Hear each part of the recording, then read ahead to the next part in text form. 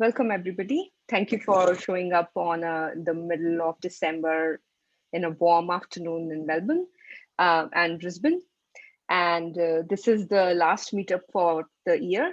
And we will be hosting a very interesting talk.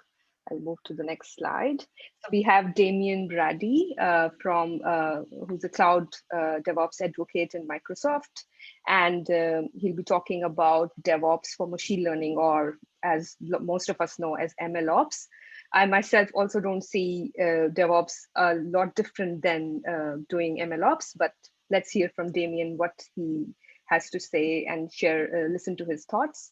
Then we'll have open spaces where it's more like an open discussion where the participants can give us any topics, and we will do some discussion around that and share some thoughts around those. As always, we'll host community marketplaces where you can talk about any job openings or if you're looking for a job and all those kind of things. And then, yes, we'll do some networking, whatever is possible in this COVID world on virtually. So with this, I'll hand it over to Damian. And Damian, you can share your screen. I can do. Let's pick the right one. All right, awesome. Cool. Now I'm just going to try and work out whether I can get some chat and things like that up here. There we go. Chat, great. Cool. I'm just rearranging all my slides. This is the difficult part of presenting online. Yeah. Cool. Thank you everybody for joining me. Really great to be able to speak to everyone remotely. I do a lot of these talks. My job at Microsoft is that I'm a cloud advocate, which basically means that I create content, I speak to people in the community, and I used to fly to a lot of conferences. So I was overseas maybe about a week a year, and that stopped dead in 2020, which is fine. I have no problem with that at all. Especially because I have two very young kids. My daughter was born right at the start of the year. So I also would like to point out, you can probably hear it, but they're playing outside in their little paddling pool. It's 30 something degrees in Brisbane at the moment. So if you hear some background noise of kids, playing and screaming and having trouble, that's what that is.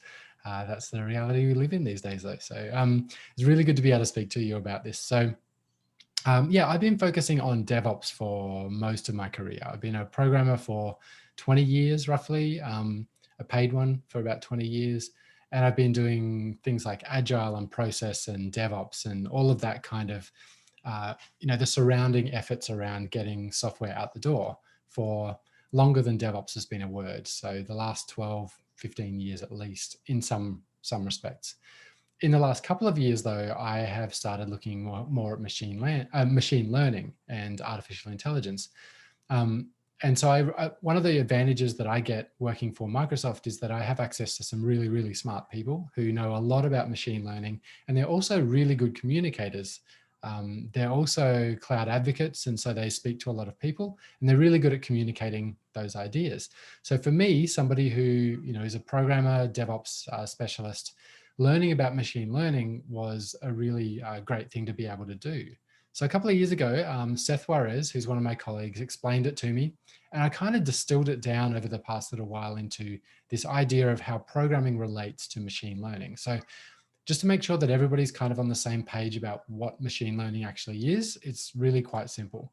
So if we think about your standard programming as, when you have an algorithm that you write yourself, you feed data in, so input into that algorithm, it goes through some computation, and then you get an answer out the other end. So an example might be if you're asked to write an algorithm to determine how much tax is due on a particular transaction. Now, you know how you would write that algorithm. You would have a look to see whether it's GST is applicable, any other sales tax if you're in the US, VAT if you're in Europe or UK, that kind of thing. You write that logic and then you'd come up with an answer. Pretty straightforward. But with machine learning, you end up with an answer. So machine learning is good for those problems where you're not quite as sure what that algorithm looks like or what that flow of logic looks like. So an example might be a function that will determine if I lend this person, $10,000, what's the likelihood that they're going to default on that loan or not be able to pay it back? It's a much, much harder to work out where that logic goes, to write that yourself. So that's where machine learning comes in.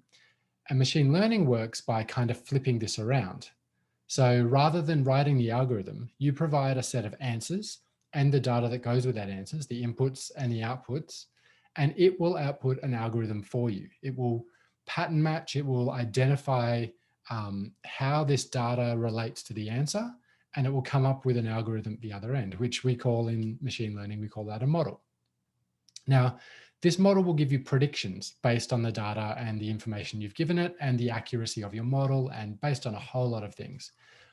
We'll talk about how they get constructed a little bit later. But the great thing about this model is that you can pretty much substitute it for this algorithm that you wrote, that you would have written if you'd known how to do that. So in the first case, we can just write the function that tells us how much tax is due. But in this case, we've generated a model from a whole lot of training data that gives us a probability that the person's going to repay their loan. And we just put that in instead of a function we would have written, and we'll get a prediction out the other end. So how does the process look when we're actually creating these models? Well, the machine learning process is generally, there's a lot more to it, but generally it goes through a process of preparing the data that you collect or collecting new data, building a model and training your model on that data, and then evaluating whether that model succeeds, and then ultimately going back to the drawing board. And this happens in a very experimental way. So you might have some theories about how this data fits together. Usually the data preparation is kind of the longest part of this. If anybody's worked on any data projects before, you'd probably be familiar with the idea of somebody saying, hey, we'll give you all this data in a CSV. But when it comes to it, there's actually 3 different formats. 2 of them are tab delimited and the other one is a PDF with an image of an Excel spreadsheet or something. So all of this data preparation stuff that happens at the start, that's the really hard part. You may need to gather it from other systems. You may need to parse the data to work out how to actually use it. And your building and training of that model might take a lot of iterations as well. Ultimately, though, what you end up with, ideally, at the end, is a model that you're reasonably happy with. And then we get this situation, which we see in DevOps all the time, where we have this application, this thing that we want to deploy to production, and we need to somehow get that into the hands of users. Now, this wall and the package moving over that wall, you may have seen that in plenty of DevOps talks before when we're talking about dev to ops, and it's pretty much the same thing here. The way data scientists often work is they'll do a lot of their work on their local machine, or they'll push it up to the cloud to do some training as well, because it's usually quite intensive. And then when they have this model that they've done all themselves using their own infrastructure, they'll email it to an ops team or dev team, or put it on a USB key and say, here you go, here's the model. Or worse, they'll just ask for the input data because it's not actually packaged in any way anyway. So if we contrast that process, which is relatively immature by DevOps standards, with the way that we do DevOps, you can see that it's very different. In DevOps, we tend to plan our work, we write our code, we write our infrastructure, our infrastructure as code, we do all of our testing, we release to test environments and then to production environments, and then we monitor what's happening in production and we learn from that and feed that back into our planning. And we do this as quickly as possible, right? As safely and efficiently as possible, because that's the way we deliver valuable features to our end users. Because ultimately that is what DevOps is. This is Microsoft's definition of DevOps. So this one was written by my skip level manager, so my boss's boss. And it says, DevOps is the union of people, process, and products to enable continuous delivery of value to our end users. Now, I've cheated here and I've highlighted the main word of this. The most important word of this definition is value, right? DevOps is not about deploying code to production or writing new features and putting them in production or in the hands of users. It's about delivering value, which is why closing that loop, having a look at how people are using the application and whether what you've given them is valuable, is super important. Now, if we look at this definition and think about machine learning, we don't have to change this definition at all. This is why MLOps has become the term that everybody uses, and happy to jump on board with that. But really, we're just talking about DevOps for machine learning projects.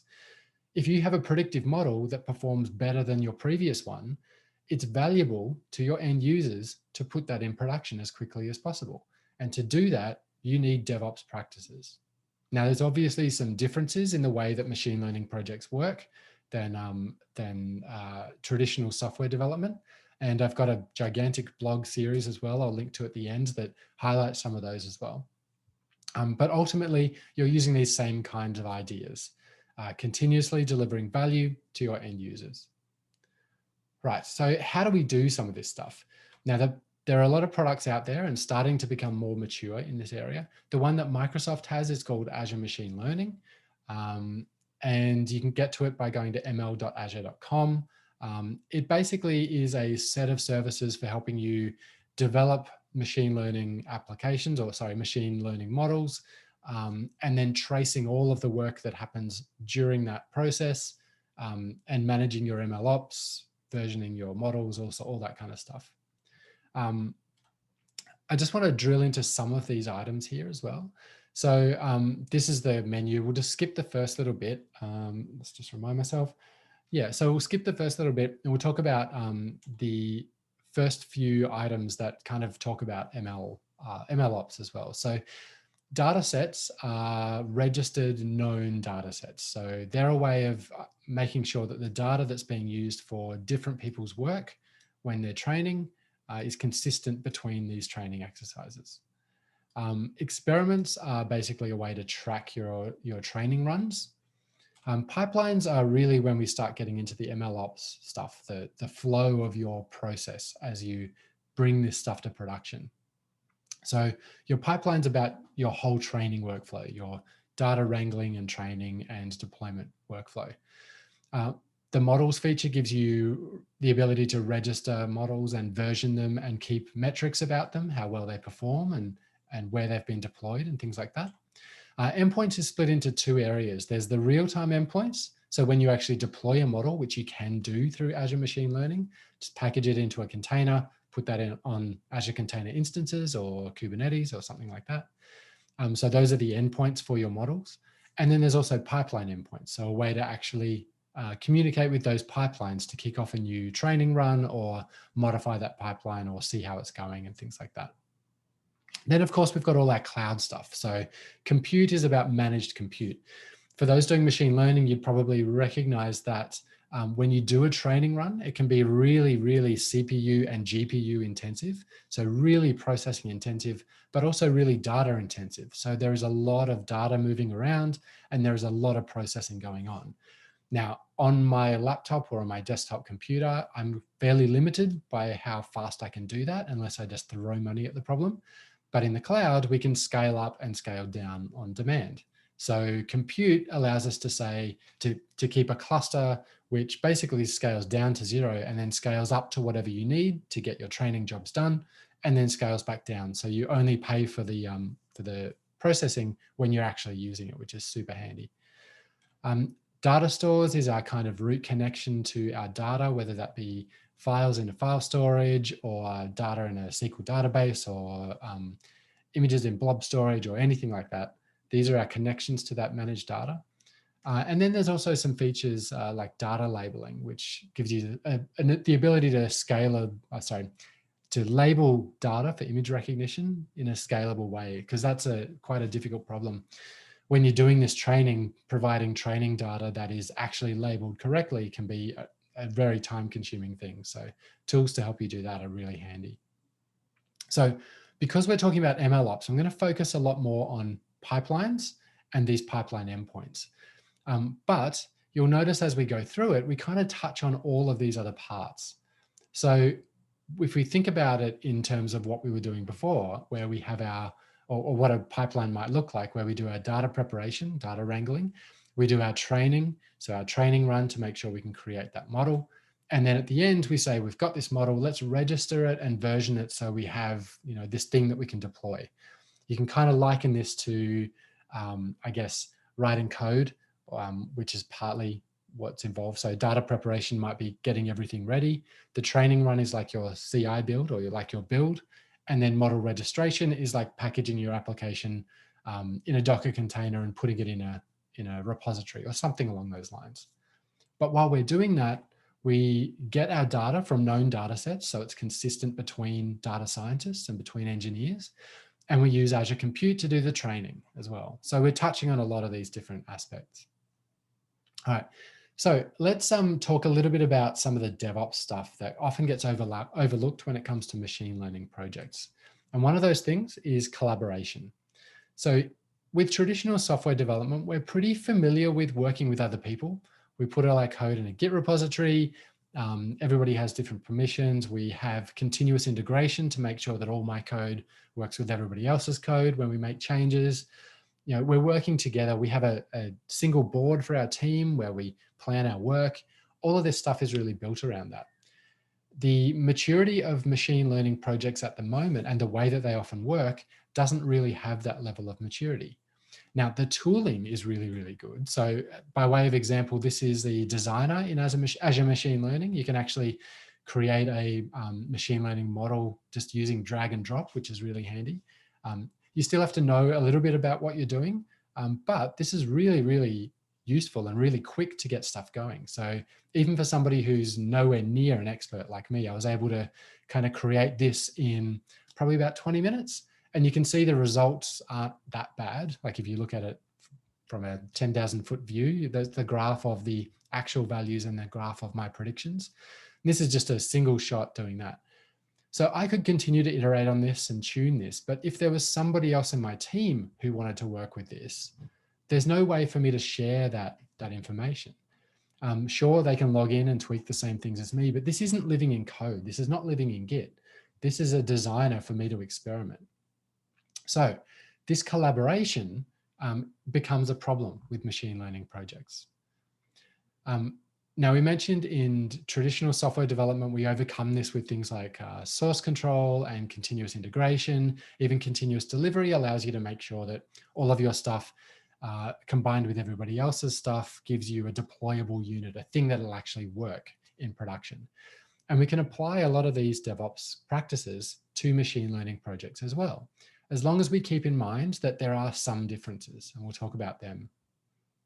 So let's look at source control. Now, source control, if you're familiar with software development, which I imagine most people are, Git is kind of your place to put all of your code, right? And so that works really well for text-based files. But for projects that need a lot of data, like machine learning, it doesn't work quite as well.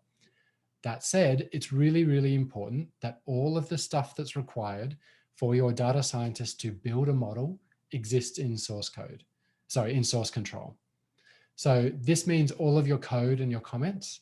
Now, if you're using a tool like that Designer, that's not going to work so well. If you're using tools like Jupyter Notebooks, which is a really, really great tool for machine learning and for data science in general, there are some limitations on putting that in source control. I won't go into it in too much detail, but ultimately a notebook consists of cells that you can execute.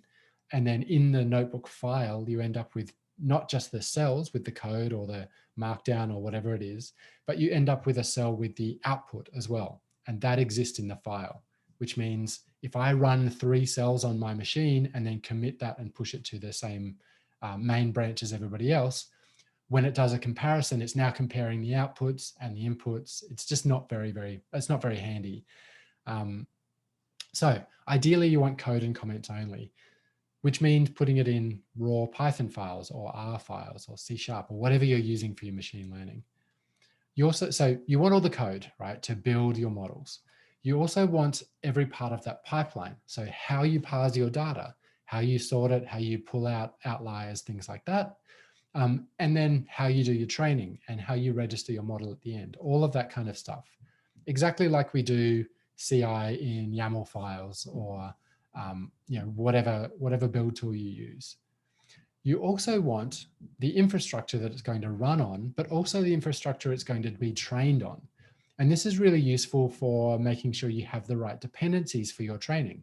So if I'm using a particular version of TensorFlow, for example, I want to make sure that that's defined in code in my source control. So if somebody else pulls that down, that can be that infrastructure can be provisioned, and that training run happens exactly the same way as you'd expect. It's a little like having a build server that's a known build server defined in code. But when it comes to data, that's where it gets tricky. Source control is not wonderful for data. Git does not like huge repositories of binary data, even text data. Microsoft, when they famously moved all of their source into Git, hit some snags with, like, the Windows code base, for example, was about 300 gig. They had to write a virtual file system to enable Git to even work with Windows.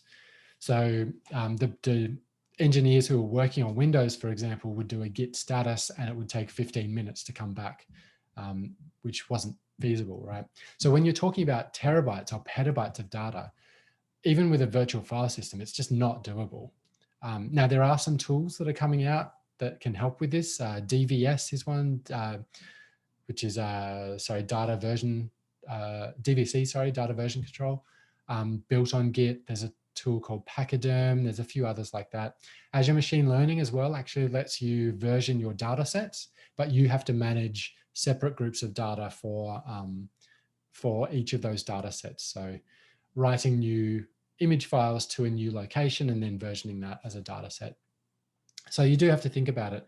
You could, if you wanted to, put a subset of data in your source control, enabling all of your other engineers to at least try things in a very limited sense before committing them and building that new model, right? The ultimate aim here, though, is that everything should be in source control, except your training data, which should be a known shared data source, so that you have this consistency when different people run that work. Cool. Let's talk about, and by the way, if you have any questions on the way through at all, feel free to put them in the chat. I've got that just down here, or just unmute yourself and interrupt. More than happy for you to do that too. So let's talk about continuous integration. Now, continuous integration, I've got the logo here for GitHub Actions, but I also like using Azure pipelines. There's a ton of tools for build servers and things like that. Now, they will generally work for machine learning. However, what we're really wanting to do is train our model, which again is very GPU intensive, or compute intensive, data intensive, and can often be quite long running. So most build tools won't let you sit there and run a training run for 4 days, right? You could probably do that on your own infrastructure, that's fine. But if you're doing cloud hosted, cloud scaled, things like that, these traditional software development build tools like GitHub Actions, Azure Pipelines, Jenkins, Travis, any of those things, they're not ideal for this purpose.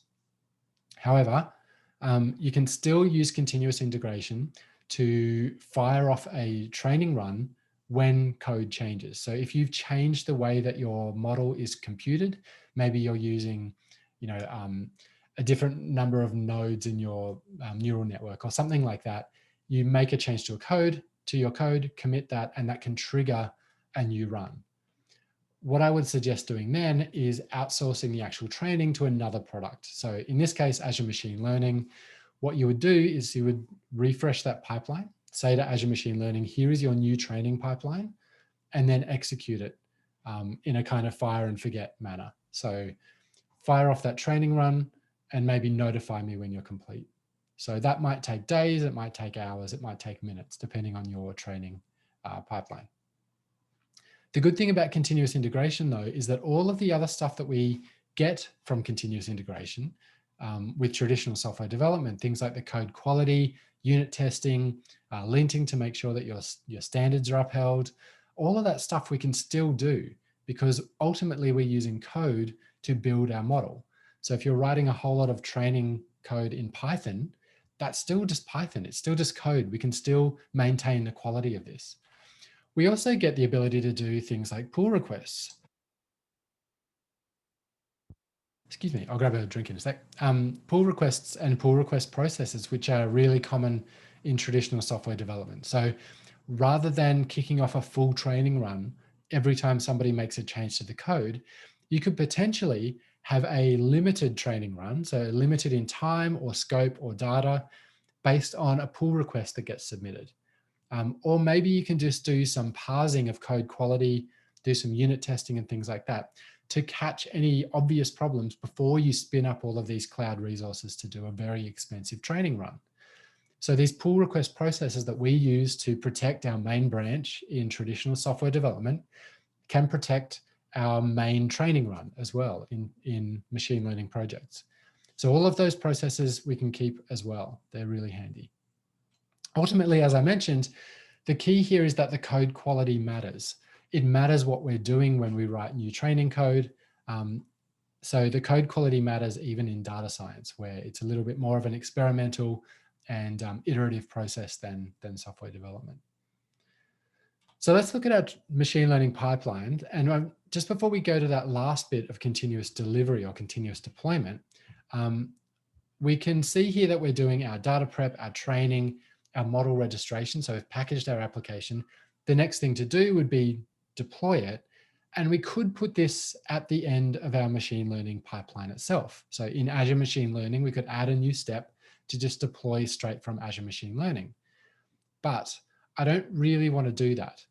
What I would prefer to do is control that deployment a little bit in the same way that we do with traditional software development.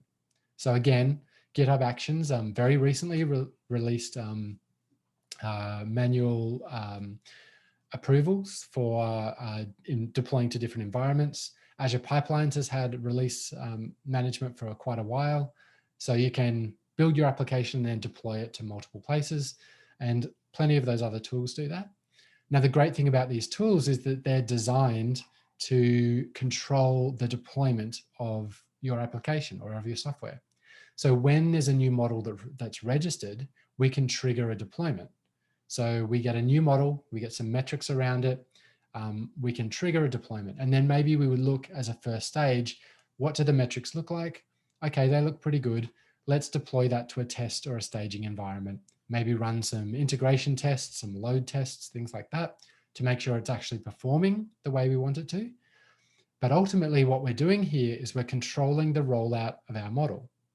So rather than just deploying a new predictive model to production, we are rolling it out gradually, or maybe we're rolling it out behind a feature flag so we can turn it on for some of our users. Maybe we're having two models in production at the same time and doing some A/B testing to determine which one is actually more successful.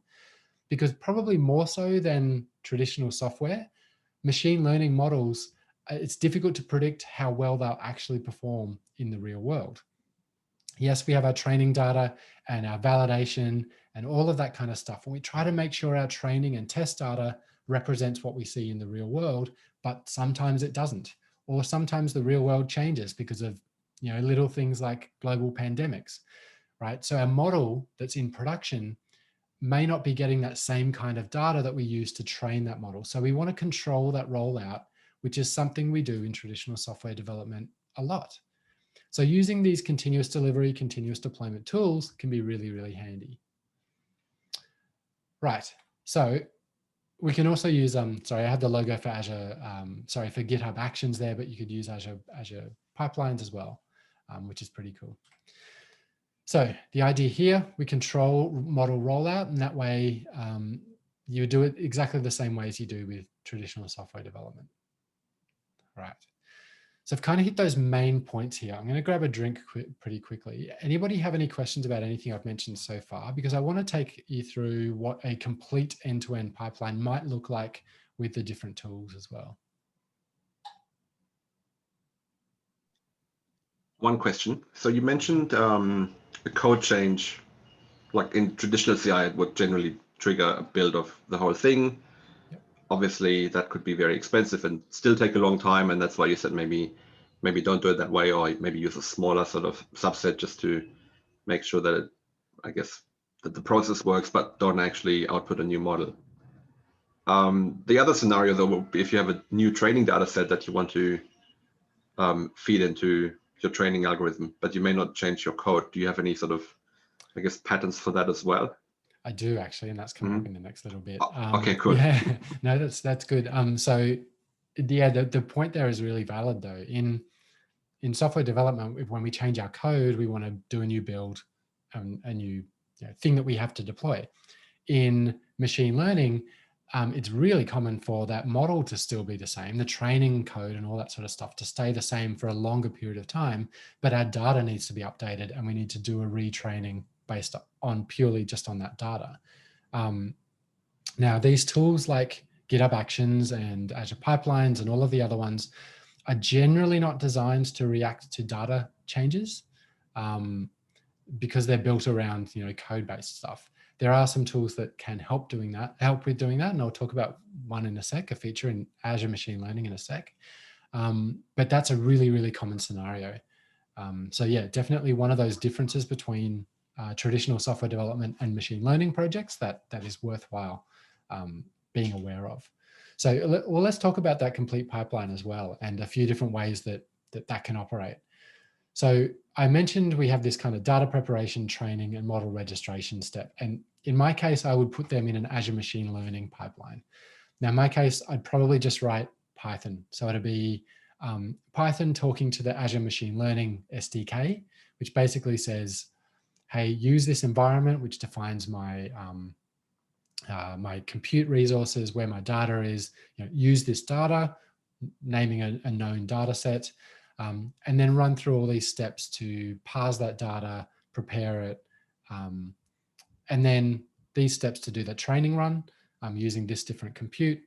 And then at the end, we've got a model. Let's register that with Azure Machine Learning. So all using that SDK and potentially multiple pipelines as well. You might have a data preparation pipeline that parses all that data and puts it into a nice format, and then one for training that kicks off. Very similarly to, you might have two builds, one to do stage A and one to do a stage B kind of build. So we get that. And then when that model is registered, in my case, I might be hitting Azure DevOps release pipeline, so Azure pipelines. So using Azure DevOps, I might deploy that model to Azure container instances, so a really lightweight container hosting engine. Do some testing, make sure that that all works. Maybe that's my test location.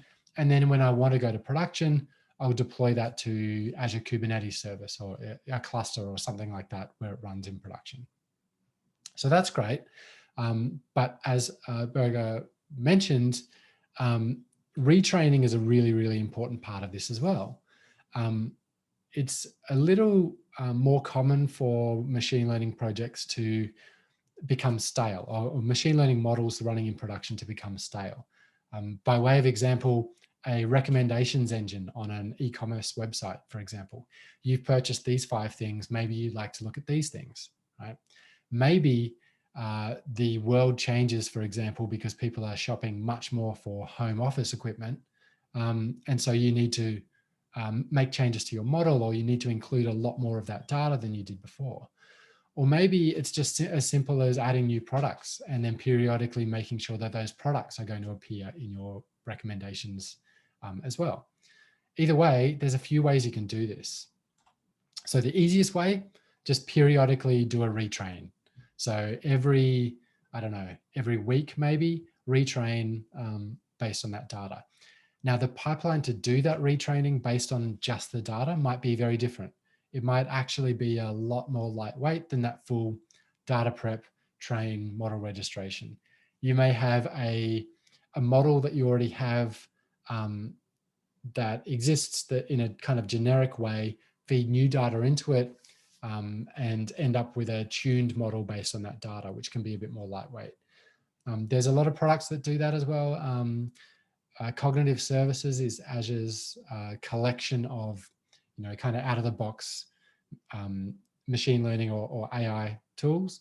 And a lot of those services, for example, are image recognition, not image recognition, I can't remember the name of it. You'd think I'd know if I work for Azure, wouldn't you? Some of those cognitive services allow you to use transfer learning, where you just say, here's my collection of images, and you don't have to do a full training run. You already have a model that you can just include those images and tune it based on your own data.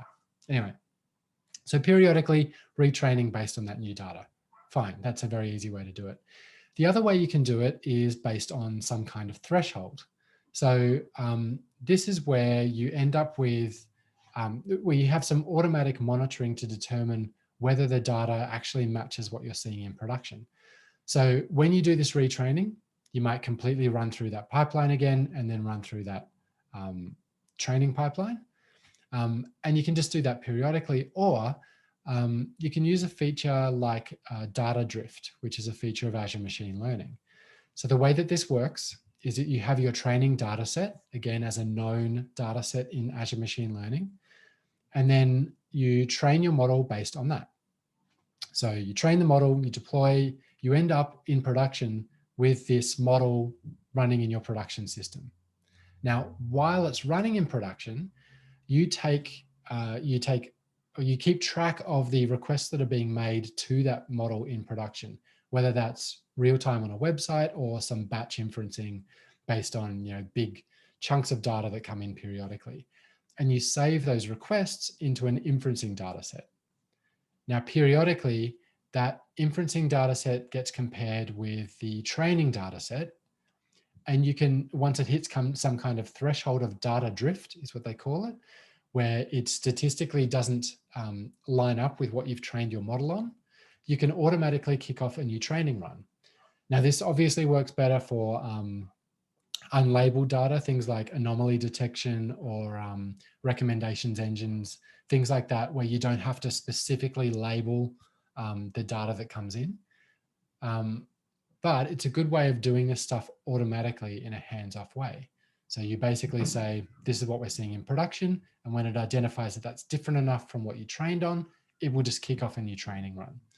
You can even set it up with some other features like automated machine learning, which shortcuts a lot of stuff with this process, where you actually deploy that, or you compare the performance of your previous model with the performance of this new retrained model using production data to make sure that not only did it retrain on the production data, but that actually gives you a better result.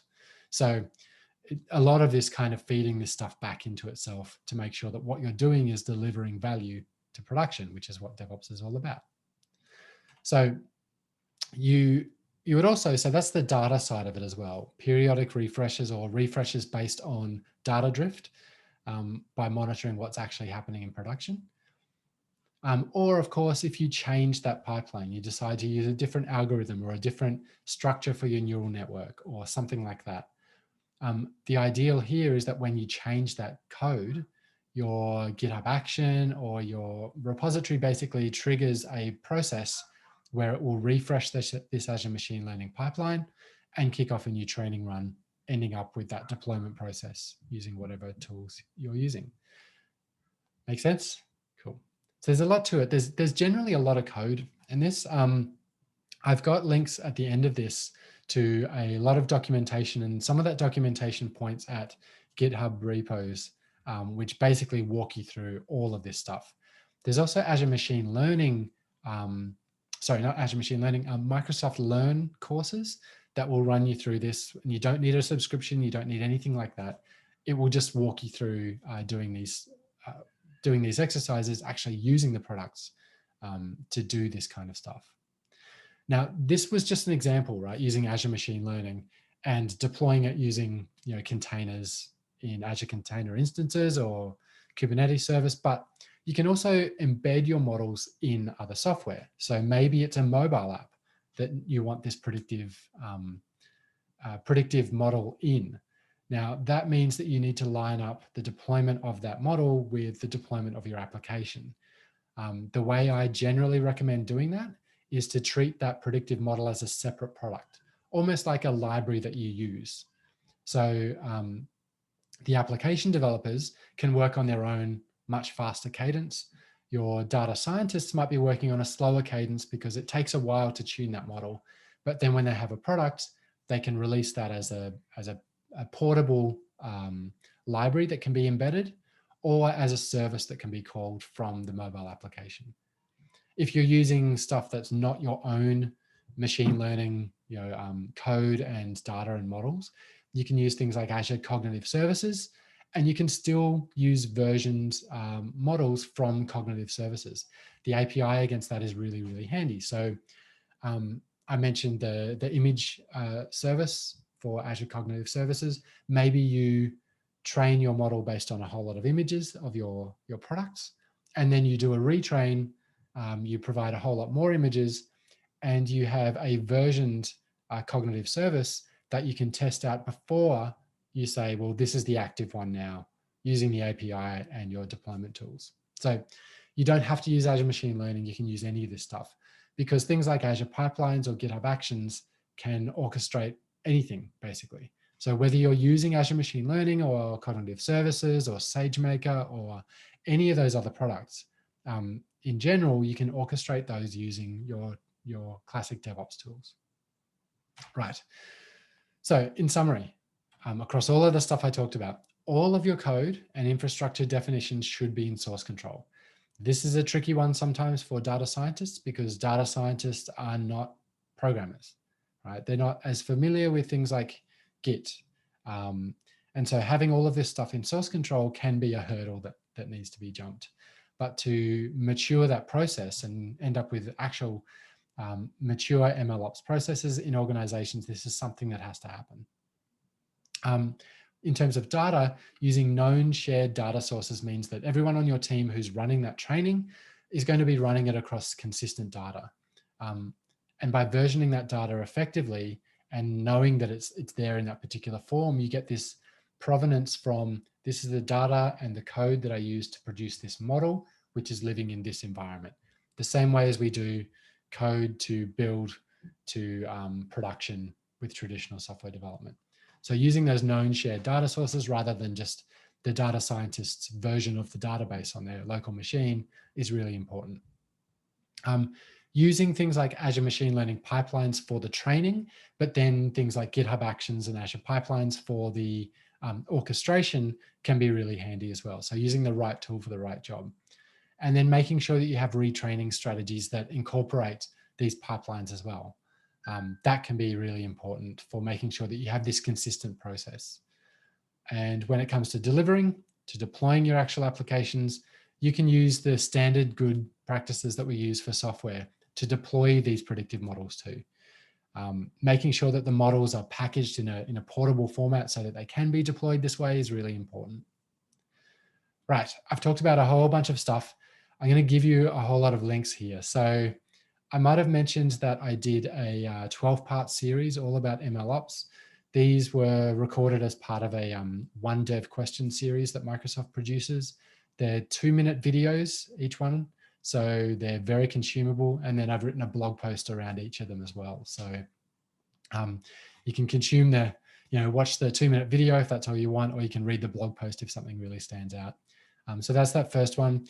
I've got a demo of this stuff working. If you have a look at AIML 50 in that link, that was a session that we did for a Microsoft Ignite the Tour event, showing exactly how this Azure Machine Learning product works. So that pipeline I described, I show that in action. It's just easier to show a video of that rather than trying to recreate it each time. I mentioned Microsoft Learn too. So Learn AML and Learn DevOps are the basically learning paths, these courses that take you through hands-on learning how Azure Machine Learning works and Azure DevOps works as well. And then finally, the documentation for Azure Machine Learning is really complete and points you at a lot of repositories with examples of exactly how this stuff works. Right. And that is all I had to show you. Hopefully you got something out of this, and if you're not in the machine learning world, at least you have a bit more of an idea about how that works and how DevOps can apply to it. So thank you very much for coming. Thank you, Damian.